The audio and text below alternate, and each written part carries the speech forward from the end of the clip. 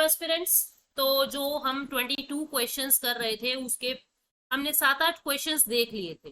बीच बीच में से कुछ क्वेश्चन ऐसे थे जो पहले ही देख चुके थे, कुछ क्वेश्चन हमने 4-5 1 से लेके 4 तक हमने लास्ट सेशन में देखे हैं। और अब देखते हैं बाकी और कौन से ऐसे क्वेश्चन है जिसमें प्रॉब्लम्स आ रही है और कौन से हमें डिस्कस करने हैं। कुछ ऐसे पॉइंट्स बताऊंगी जो आपके बाकी एग्जाम्स के अंदर मतलब बाकी क्वेश्चंस के अंदर भी काम आएंगे। ठीक है, तो शुरू करते हैं हम लोग अपने क्वेश्चन को। देखो, सबसे पहला क्वेश्चन जो आज मैंने उठाया है, क्वेश्चन नंबर 8। मैं आपको बता दूं कि कौन कौन से सवाल, क्योंकि कुछ बच्चों को पता ही नहीं कि कौन कौन से सवाल जो है वो मैंने दिए हुए। एक मिनट। हम्म देखो, मैंने ये बता दिए थे। ठीक है, उसके बाद प्लेटो वाली थ्योरी कर ली है, प्लेटो का कम्युनिज्म, प्लेटो तो पूरा कर लिया है। ठीक है, एमएन रॉय सिलेबस में है नहीं तो इसलिए मैंने इस क्वेश्चन को छोड़ दिया, गलती से मैंने डाल दिया एमएन रॉय शायद हमारे सिलेबस में ही नहीं है। ठीक है, अरविंदो वाला मैं करवाऊंगी अभी अभी राइट नाउ, अभी हम करेंगे इसको। पीजेंट मूवमेंट्स को अभी हम करेंगे। फंडामेंटल और डीपीएसपी वाला सभी स्टूडेंट्स ने ऑलरेडी किया हुआ है। स्ट्रक्चरल फंक्शनल थ्योरी जो मैंने नोट्स में करवाई हुई है आपको, वो सारी यूं इसके अंदर लिखना है। ठीक है, एरिस्टोटल के बारे में हम लोग जो गुड का इसका कंसेप्ट था वो पहले ही हम लोगों ने लिख लिया था। इलेक्टोरल बिहेवियर हम अभी करेंगे। प्रेशर ग्रुप हमने अभी जो ये सीरीज चलाई थी डे 1 डे 2, वहां पे प्रेशर ग्रुप को कंप्लीट कर चुके हैं। ठीक है, उसके बाद पॉलिटिकल कल्चर को हम लोग कर चुके हैं, पॉलिटिकल कल्चर को हम लोग कर चुके हैं। ठीक है, इस पे भी मैंने आपको क्वेश्चन फ्रेम करके आंसर लिख के दिया था। ठीक है, दोनों ही पॉलिटिकल कल्चर से रिलेटेड है।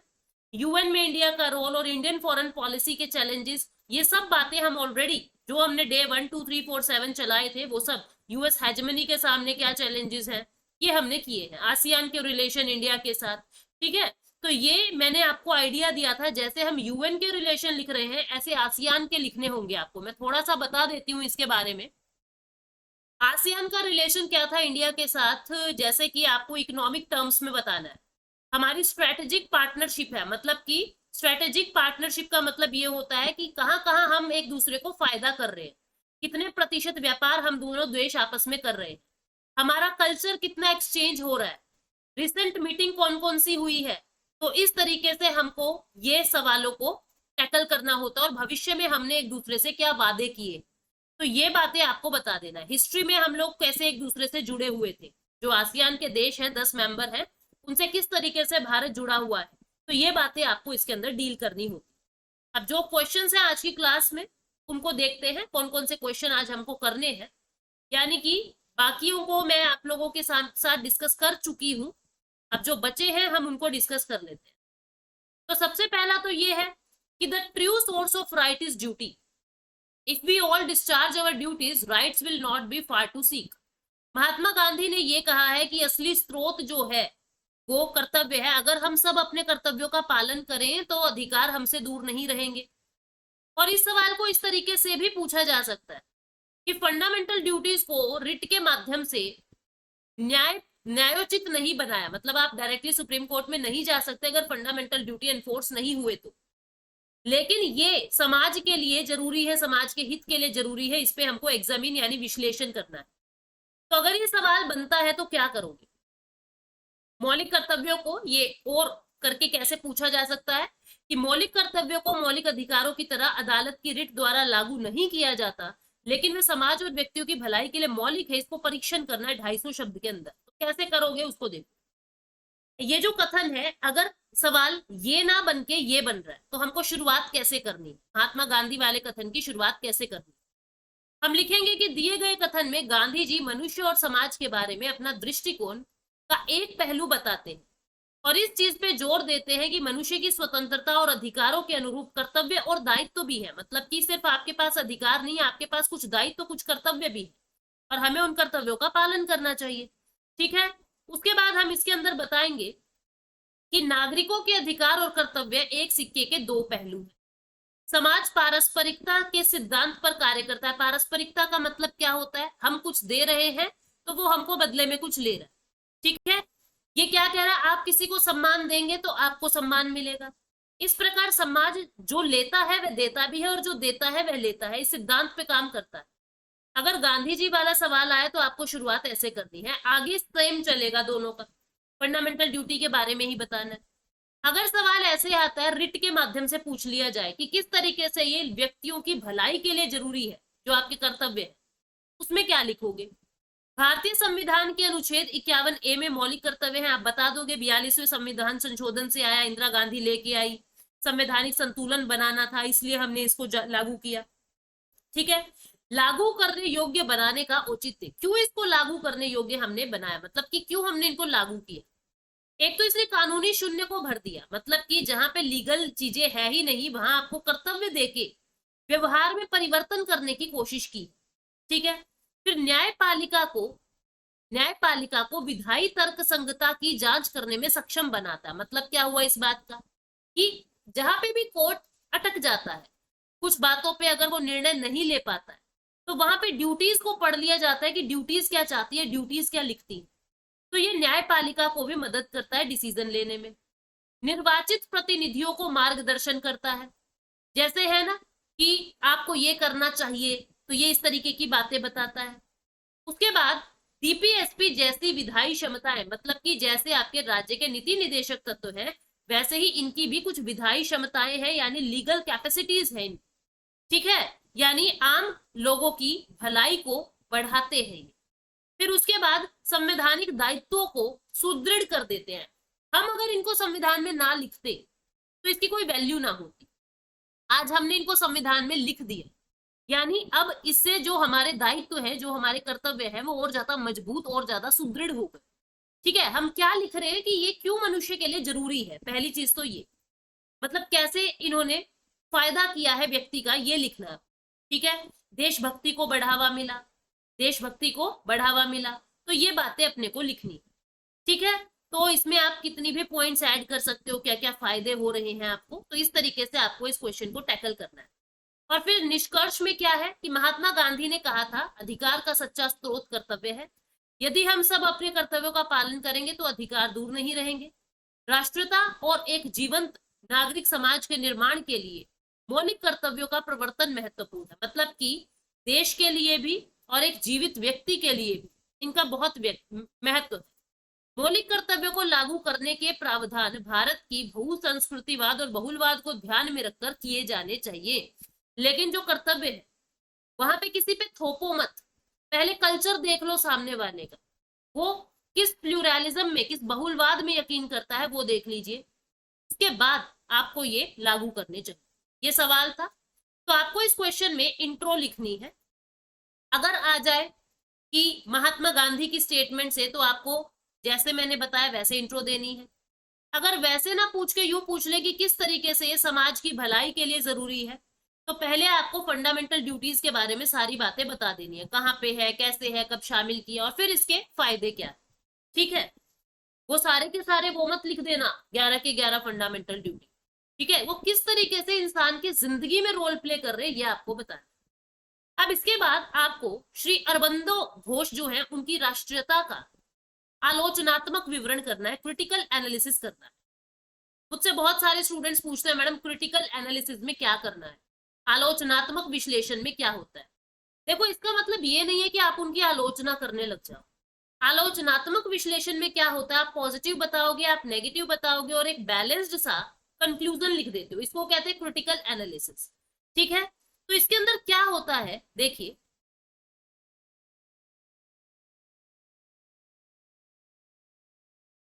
पहले आप देखो, मैंने तो सिर्फ कंटेंट लिखा है यहाँ पे, ठीक है, क्योंकि मेरे पास वक्त कम था, तो मैंने सिर्फ कंटेंट लिखा है। आप अरबिंदो की शुरुआत कर सकते हो कि अरबिंदो का जन्म कहाँ हुआ, किस तरीके से ये राजनीति में आया, बहुत लंबा नहीं, 4 से 5 में खत्म कर।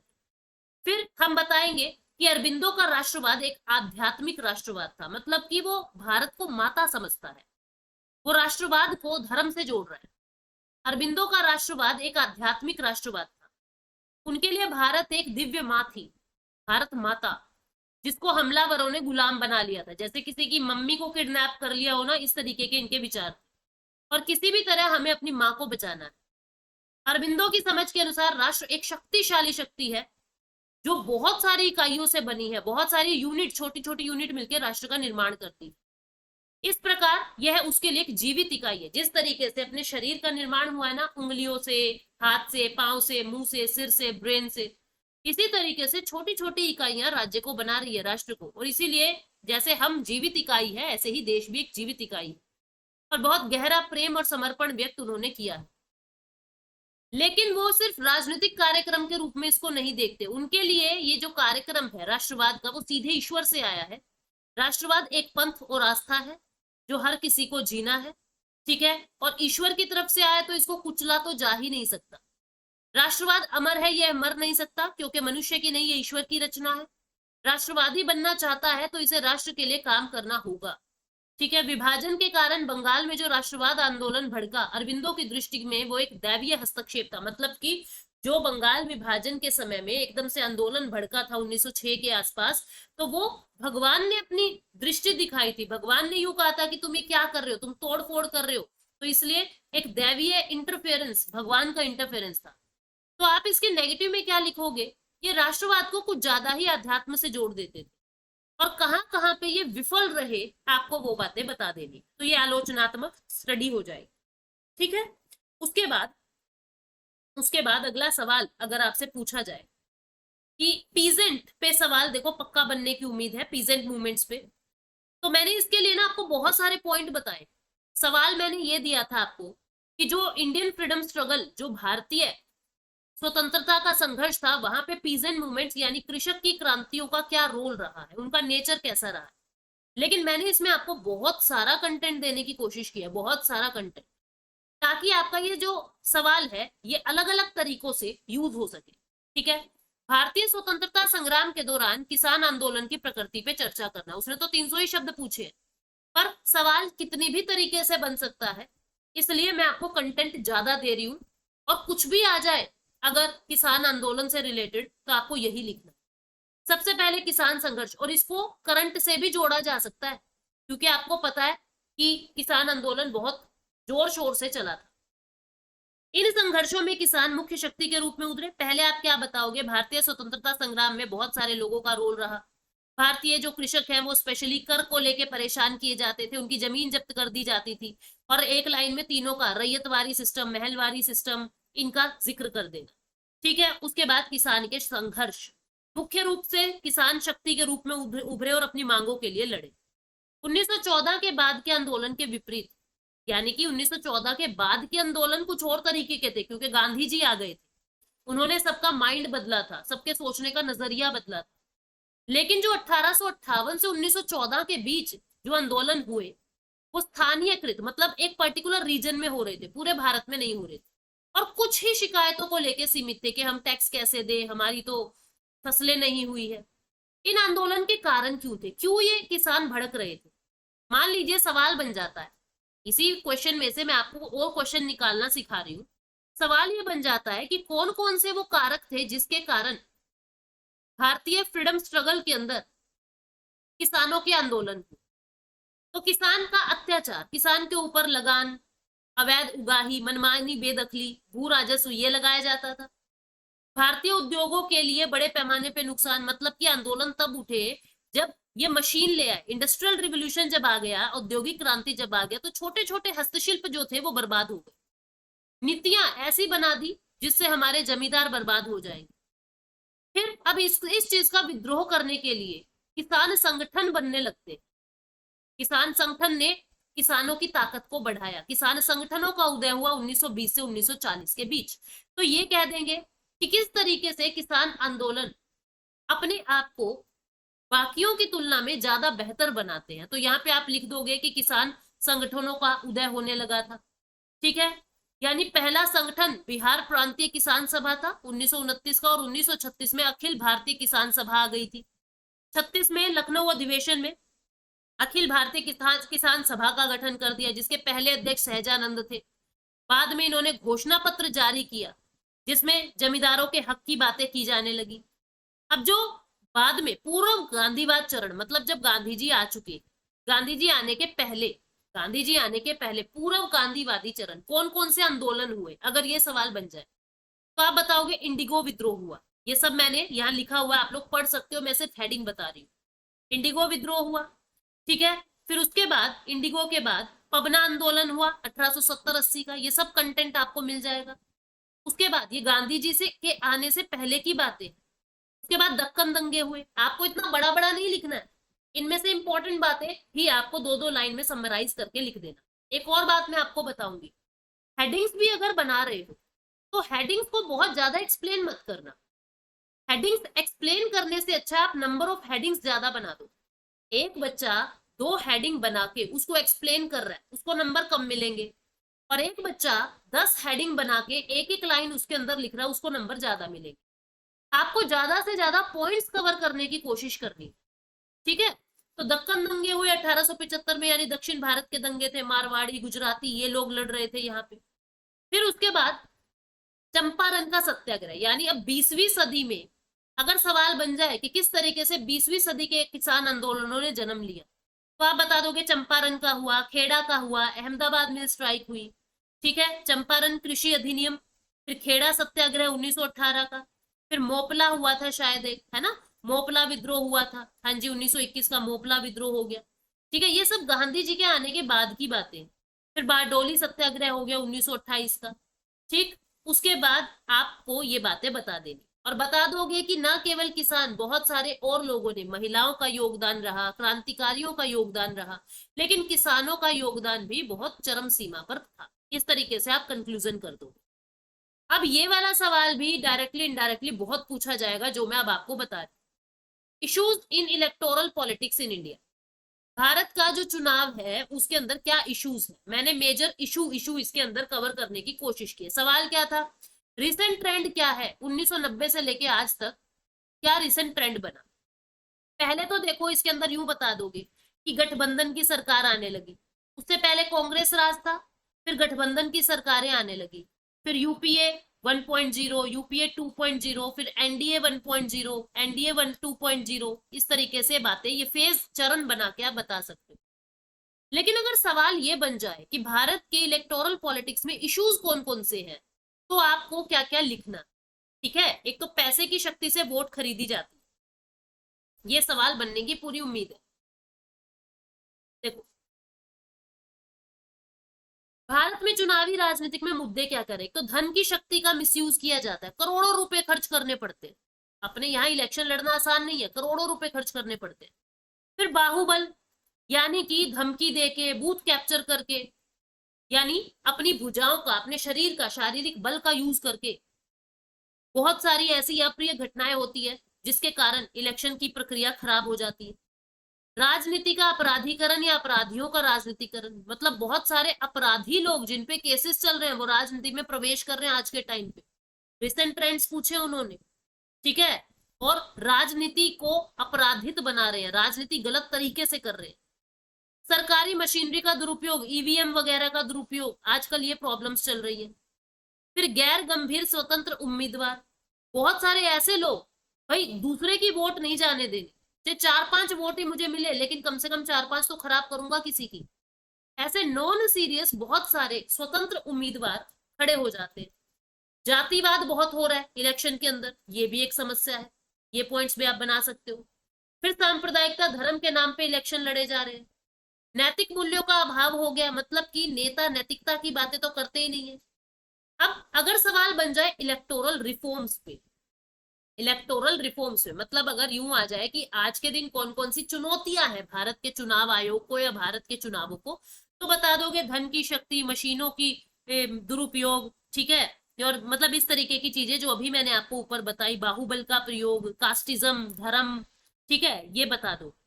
सुधार कौन कौन से किए गए, ठीक, सुधार, चुनावी सुधार कौन कौन से किए गए। 2000 से पहले के चुनावी सुधार क्या थे, 61वें संवैधानिक संशोधन से जो वोट देने की उम्र थी 21 से घटा के 18 कर दी। चुनाव आयोग में जो प्रतिनियुक्ति होते हैं, यानी चुनाव के लिए मतदाता सूची तैयार करने, संशोधित करने, सही में काम करने वाले सभी कर्मियों को, मतलब कि क्या कह रहा है कि जो चुनाव आयोग है वो अपनी देखरेख में पूरा चुनाव करवाए। फिर उसके बाद इलेक्ट्रॉनिक वोटिंग मशीन लेके आए गए। राष्ट्रीय सम्मान अधिनियम 1971 का उल्लंघन करने पर, दोषी ठहराए जाने पर अयोग्यता, मतलब कि अगर आपने कुछ रूल्स का उल्लंघन कर दिया तो आपकी सदस्यता ही रद्द कर देंगे, आप 6 साल के लिए अयोग्य हो जाओ, ये भी रूल बना दिया। 2 से अधिक निर्वाचन क्षेत्रों से चुनाव लड़ने पर प्रतिबंध, यानी एक उम्मीदवार 2 से ज्यादा कॉन्स्टिट्यूएंसी से इलेक्शन नहीं लड़ सकता, ये भी एक सुधार किया था। चुनाव लड़ने वाले उम्मीदवार की मृत्यु, यानी पहले चुनाव लड़ने वाले उम्मीदवार की मृत्यु पर चुनाव रद्द कर दिया जाता था कि चुनाव रद्द ही हो गया, लेकिन अब ऐसे रद्द नहीं किया जाएगा। यदि मृत उम्मीदवार किसी मान्यता प्राप्त राष्ट्रीय राज्य पार्टी द्वारा खड़ा किया गया था तो उसकी मतलब नोटिस जारी हो जाएगा और 7 दिन के अंदर अंदर किसी और उम्मीदवार का उसकी जगह पे नामांकन भर दिया जाए। ठीक है, हथियार लेके जाना बंद कर दिया मतदान के केंद्र के आसपास। ठीक, मतदान के दिन संगठनों के कर्मचारियों को सवैतनिक अवकाश मिलता है। मतलब कि क्या कह रहा है ये कि इसका उल्लंघन करने पर जुर्माना लगाया जाता है। सवैतनिक अवकाश मिलता है उनको, जितने भी मतदान के लिए संगठन होते हैं उनके कर्मचारियों को वेतन के हिसाब से अवकाश मिलता है। ठीक है, उसके बाद शराब की बिक्री पे प्रतिबंध लगा दिया, क्योंकि मतदान के समय क्या कहा गया, शराब बेच के वोट खरीदते थे। ठीक है, तो 48 घंटे की अवधि के दौरान मतदान क्षेत्र के भीतर किसी भी दुकान, भोजनालय, किसी भी स्थान पे शराब नहीं डाली जाएगी, नशीला पदार्थ नहीं डाला जाएगा, मतलब कि यूज नहीं किया जाएगा, बेचा नहीं जाएगा। प्रचार की अवधि कम कर दी। फिर 2000 के बाद यानी आज के दिन रिसेंट ट्रेंड्स क्या क्या सुधार हुए। चुनाव के खर्च की सीमा डिसाइड कर दी, 20 से 28 लाख विधानसभा चुनाव के लिए और 50 से 70 लाख किसके लिए, लोकसभा चुनाव। इससे ज्यादा खर्चा आप नहीं कर सकते। एग्जिट पोल पर प्रतिबंध, क्योंकि एग्जिट पोल जब एग्जिट पोल आते थे तो उस समय क्या होता था, एग्जिट पोल जब आ रहे हैं तो पहले ही व्यक्ति का दिमाग घूम जाता था, पहले ही ये हो जाता था कि हमें तो इसको इलेक्शन पे देना चाहिए, इसको नहीं देना चाहिए। ठीक है, तो एग्जिट पोल पर प्रतिबंध लगा दिया, जिससे ये हो गया कि आप पहले ही अपने माइंड का सेटअप नहीं करेंगे। ठीक, डाक मतपत्र के माध्यम से मतदान, मतलब ये क्या कह रहा है कि अब आप डाक के माध्यम से भी मत को भेज सकते हो। पहले क्या होता था, पहले होता ये था कि कोई व्यक्ति दूर है तो वो वोट देने नहीं आ रहा तो वोट कैंसिल, लेकिन अब डाक के माध्यम से, डाक सेवा पोस्ट के माध्यम से भी आप मत को भेज सकते हो। ठीक है, जागरूकता ज्यादा लेके आ रहे हैं, राष्ट्रीय मतदाता दिवस के रूप में जागरूकता फैलाई जा रही है। राजनीतिक दलों को आयकर लाभ का दावा करने के लिए 20,000 से अधिक के किसी भी योगदान की सूचना चुनाव आयोग को देनी होगी। क्या कहा जा रहा है कि अगर कोई, ये फंडिंग करते हैं बड़े बड़े बिजनेसमैन करोड़ों में, ताकि जो पार्टी जीते वो उनके हक में सारी पॉलिसीज बनाए और अपने ही हक की पार्टी को जिताना चाहते हैं। लेकिन ये कह दिया कि राजनीतिक दलों को आप कितनी पैसे दे रहे हो वो इलेक्टोरल बॉन्ड जारी कर दी। ठीक है, राजनीतिक दलों को आयकर लाभ का दावा करने के लिए 20,000 रुपए से अधिक किसी भी योगदान की सूचना चुनाव आयोग को देनी होगी। भाई अगर आप 20,000 रुपए से अधिक कुछ भी कर रहे हो आयकर लाभ के लिए तो आपको पहले इंफॉर्मेशन देनी पड़ेगी। उम्मीदवार द्वारा आपराधिक पृष्ठभूमि, संपत्ति आदि की घोषणा करना आवश्यक है, कितनी तुम्हारे पास जमीन है, कितने जेवर है, कितना पैसा है, ये सब चीजें 2000 के बाद आंदोलन में सुधार कर दी। तो ये क्वेश्चन बन सकते हैं डायरेक्टली और इनडायरेक्टली कि आज के दिन कौन कौन से चैलेंजेस है, चुनाव के सामने कौन कौन सी प्रॉब्लम्स आती है। ठीक है, बाकी तो आई थिंक हम लोगों ने क्वेश्चन मैंने आपको बता ही दिए थे। ठीक है, फिर भी अगर किसी में कोई दिक्कत आती है तो प्लीज मुझे बता देना आप लोग, ठीक, कमेंट करके। ठीक है, बाकी तो हम लोगों ने कर लिए थे। कुछ ऐसे रेडीमेड पॉइंट्स आप लोगों को बना के जाने हैं कि जाते बस उगल देने। मैं फिर कह रही हूँ पॉइंट्स में ज्यादा लिख के आना, हेडिंग्स बड़े बड़े पैराग्राफ मत बनाना। ठीक है, बड़े बड़े पैराग्राफ नहीं बनाना अगर नंबर लेने हैं तो। डायग्राम की जहां जरूरत है फ्लो चार्ट के माध्यम से उसको आसान करने की कोशिश करना। बाकी कल एक गूगल मीट में करूंगी आप लोगों से, ठीक है, ताकि जितने भी तुम्हारे और डाउट्स हैं उनको मैं क्लियर कर सकूं। ठीक है, तो thank you so much, take care, bye bye.